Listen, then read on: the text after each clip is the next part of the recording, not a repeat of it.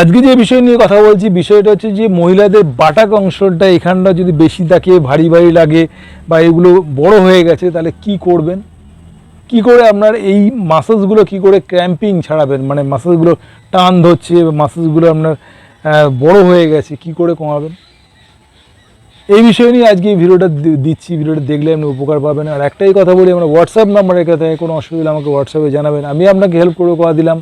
কারণ আমি কোনো ফিজ নিই না কারোর কাছ থেকে, আমি আপনার হেল্পের জন্য ভিডিওগুলো দিই। ভিডিওটা দেখুন শেষ পর্যন্ত। একটা অনুরোধ থাকলে সাবস্ক্রাইব করতে ভুলবেন না, বেল আইকন টিপতে ভুলবেন না, সবাই কিন্তু শেয়ার করতে ভুলবেন না।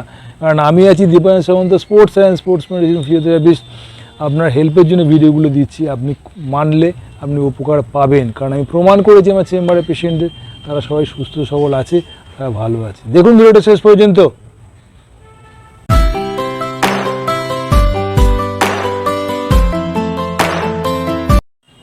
যদি আপনার থাইয়ের ক্র্যাম্পিং থাকে, থাইটা বড় থাকে, তাহলে কি করবেন, দুটো পা রেখে মুভ করুন, ক্লকওয়াইজ অ্যান্টি ক্লকওয়াইজ মুভ করুন।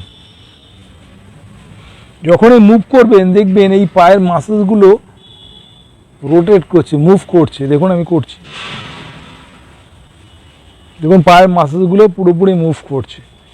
ওটা কোমর থেকে খেয়াল রাখুন, পুরোটা মুভ করছে।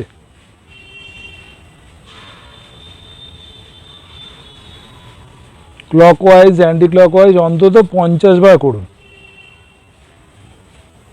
যাদের হাঁটুর সমস্যা আছে তারাও করতে পারে, যাদের কোমরের সমস্যা আছে তারাও করতে পারে।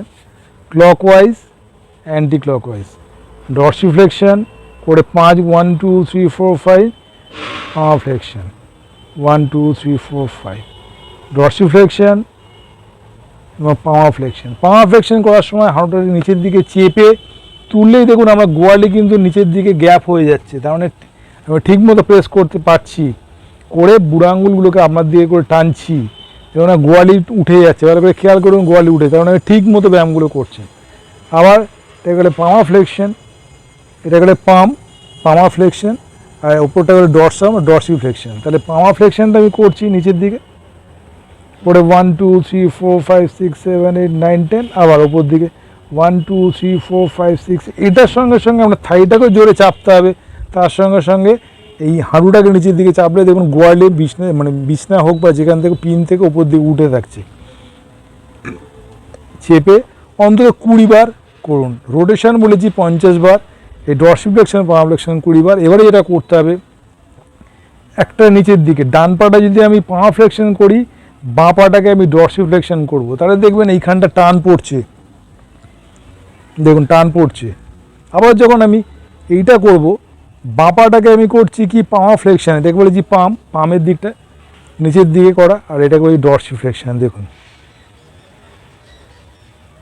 ঠিক মতো মনোযোগ দিয়ে যদি করতে পারেন, আপনাদের হাঁটুর ব্যথায় যাবে, পিছনে এই মাসেলসগুলো ক্র্যাম্পিংগুলো ছাড়বে।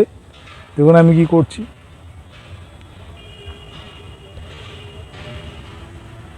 দম সবসময় নর্মালটা কি করবেন, 50 থেকে 100 বার যদি করতে পারেন, আপনার এই মাসেলসগুলো ক্র্যাম্পিংগুলো ছেড়ে যাবে। আর যদি ক্র্যাম্পিং ছাড়াতে হয় তাহলে একটু শুয়ে মুভ করুন। লোয়ার অ্যাবডোমেনে টাইট হয়ে গেল, লুজ হয়ে গেল, দেখুন লুজ হয়ে গেল, আপনি তুলে এমন নাড়াবার চেষ্টা করুন, দেখুন মাসেলসগুলো পুরোটা লুজ হয়ে যাচ্ছে। এতে আপনার নি জয়েন্টের মাসেলসগুলো, নি জয়েন্টে যে লিগামেন্টগুলো থাকে, অ্যান্টেরিয়র লিগামেন্ট, পস্টেরিয়র লিগামেন্ট, সমস্ত লিগামেন্টগুলো আপনার ইজি থাকছে, প্রচুর পরিমাণে ব্লাডের ফ্লো বাড়ছে এবং তার সঙ্গে সঙ্গে মাসেলসগুলো লুজ হয়ে যাচ্ছে, ক্র্যাম্পিংগুলো ছেড়ে যাচ্ছে।